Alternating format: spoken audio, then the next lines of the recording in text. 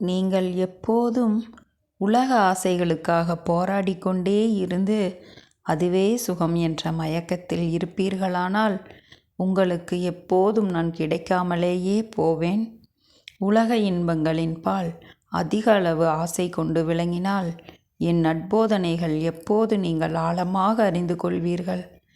தேகம் இந்திரியங்கள் சக்தி இழந்து முதுமையடைந்த போது மரணத்தின் முன் உதவியற்ற நிலையில் நிற்பதைத் தவிர வேறு வழி இல்லை. அப்போது மட்டும் என்ன செய்ய முடியும்? மீண்டும் பிறப்பது துக்கப்படுவதுதான். அந்த அவல நிலையிலிருந்து உங்களை காப்பாற்ற பல வழிகளிலும் நான் முயற்சி செய்கிறேன். இருப்பினும் யாரும் என் சொற்களை கேட்பதில்லை.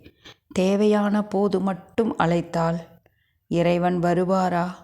இன்றைய நாள், இந்த நிமிடம் உங்கள் கையில் இருக்கிறது. நான் சொல்வதை கேளுங்கள். என் லீலைகளை நன்றாக மனதில் இருத்துங்கள்.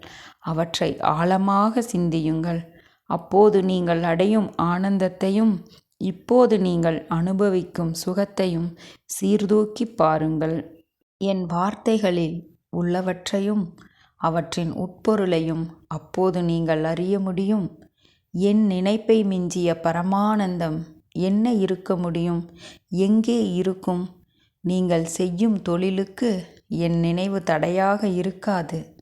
உங்களுக்கு எவ்வளவோ உதவியாக இருக்கும். நான் உங்களுக்கு உதவி செய்பவனாக இருப்பேன். நாளை உண்டு என்ற மயக்கம் வேண்டாம். என் வார்த்தைகளின் மீது நம்பிக்கை வை.